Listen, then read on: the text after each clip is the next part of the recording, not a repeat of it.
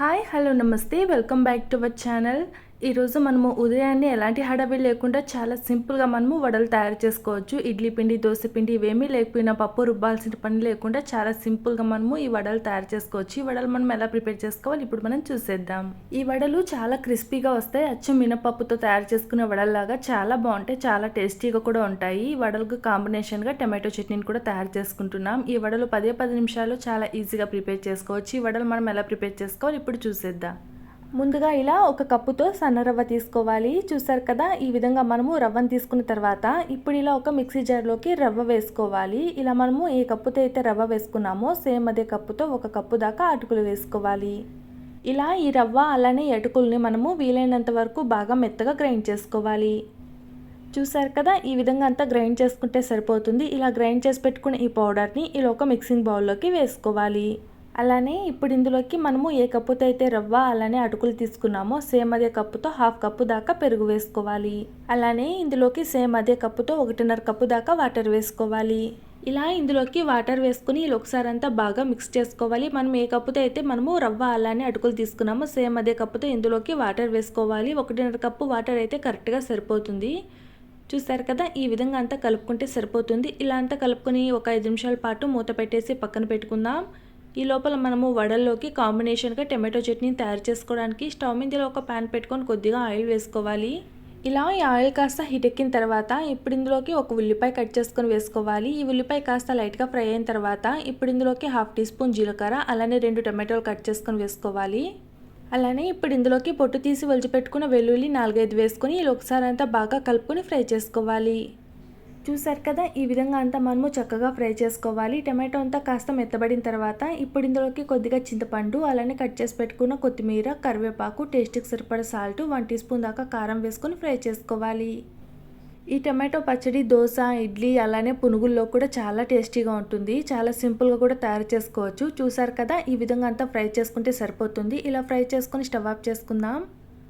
ఇలా ఈ టమాటో ఇవన్నీ చల్లారిన తర్వాత ఇప్పుడు ఒక మిక్సీ జార్ తీసుకోవాలి. ఇప్పుడు ఇందులోకి మనం వేయించుకున్నవన్నీ మిక్సీ జార్లోకి వేసుకొని ఒకసారి అంతా బాగా మెత్తగా గ్రైండ్ చేసుకోవాలి. చూసారు కదా, ఈ విధంగా అంతా మనం ఈ పచ్చడిని తయారు చేసుకొని పక్కన పెట్టుకుందాం. ఇప్పుడు పోపు వేసుకోవడానికి స్టవ్ మీద ప్యాన్ పెట్టుకొని కొద్దిగా ఆయిల్ వేసుకోవాలి. ఇప్పుడు ఇందులోకి ఆవాలు, జీలకర్ర, కరివేపాకు వేసుకొని వేయించుకున్నాక ఇప్పుడు ఇందులోకి మనం తయారు చేసి పెట్టుకున్న పచ్చడి వేసుకోవాలి.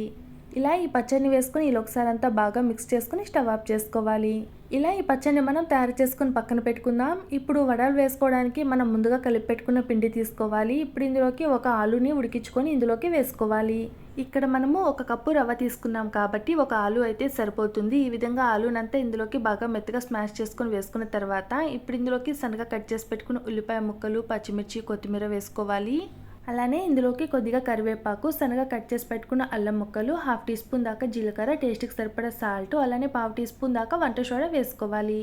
ఇలా ఇందులోకి వంట సోడా వేసుకోవడం వల్ల మనం తయారు చేసుకునే వడలన్నీ క్రిస్పీగా వస్తాయి, అలానే పొంగుతూ వస్తాయి.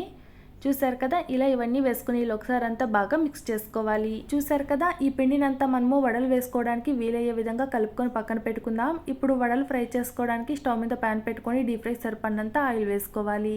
ఇలా ఈ ఆయిల్ కాస్త హీట్ ఎక్కిన తర్వాత ఇప్పుడు మనం ముందుగా కలిపి పెట్టుకున్న పిండిని తీసుకోవాలి. ఇప్పుడు చేతులు కాస్త తడి చేసుకుంటూ ఈ పిండిని ఇలా కొద్దిగా తీసుకొని ఈ విధంగా మనము వడలు ప్రిపేర్ చేసుకోవాలి. ఇలా ఈ వడలు మనం తయారు చేసుకున్న తర్వాత ఆయిల్ కూడా హీట్ ఎక్కిపోయింది కదా, ఇప్పుడు ఇందులోకి మనం తయారు చేసుకున్న వడలు ఒక్కొక్కటిగా ఆయిల్లోకి వేసుకోవాలి. ఇలా ఈ వడలు మనము కాల్చుకునేటప్పుడు మంటను స్లో టు మీడియం ఫ్లేమ్లో పెట్టుకుని ఫ్రై చేసుకోవాలి. చూస్తారు కదా, ఇలా ఈ వడ ఒకవైపు కాలిన తర్వాత ఇంకో వైపులా టర్న్ చేసుకుంటూ ఇలా 2 వైపులా మంచి కలర్ వచ్చేదాకా ఫ్రై చేసుకోవాలి. చూసారు కదండి, వడలన్నీ మనకు మంచిగా ఫ్రై అయిపోయినాయి కదా. ఈ విధంగా గోల్డెన్ బ్రౌన్ కలర్ వచ్చేదాకా ఫ్రై చేసుకుంటే సరిపోతుంది. ఇలా ఫ్రై చేసి పెట్టుకున్న వాటిని ఇలా ఒక ప్లేట్లోకి తీసుకొని పక్కన పెట్టుకుందాం. అలానే మిగిలిన పిండితో కూడా ఈ విధంగా మనము వడలు వేసుకోవాలి. ఈ వడలు చాలా సింపుల్గా వేసుకోవచ్చు. 10 నిమిషాల్లో చాలా ఈజీగా మనకు ఈ వడలు అనేటివి తయారైపోతాయి. చాలా టేస్టీగా ఉంటాయి. ఈ వడలు అచ్చు మినపప్పుతో తయారు చేసుకునే వడల్లాగా చాలా క్రిస్పీగా, చాలా టేస్టీగా వస్తాయి. మీరు ఒకసారి ట్రై చేయండి. చూసారు కదా, ఈ విధంగా మనం ఈ వడలన్నీ తయారు చేసుకున్న తర్వాత ఇప్పుడు ఈ వడల్లోకి మనం ముందుగా తయారు చేసి పెట్టుకుని టమాటో చట్నీతో సర్వ్ చేసుకుంటే చాలా బాగుంటాయి. ఈ వడలు మార్నింగ్ బ్రేక్ఫాస్ట్ కన్నా తయారు చేసుకోవచ్చు, లేకపోతే ఈవినింగ్ స్నాక్స్ కన్నా ప్రిపేర్ చేసుకోవచ్చు. చూసారు కదండి, చాలా సింపుల్గా మనం ఈ వడలు తయారు చేసుకున్నాం. చాలా టేస్టీగా ఉంటే మీరు ఒకసారి ట్రై చేయండి. ఎలా వచ్చిందో కామెంట్ చేయండి. ఇలాంటి మరిన్ని రెసిపీస్ కోసం ప్లీజ్ నా ఛానల్ని సబ్స్క్రైబ్ చేసుకోండి, అలానే లైక్ చేయండి.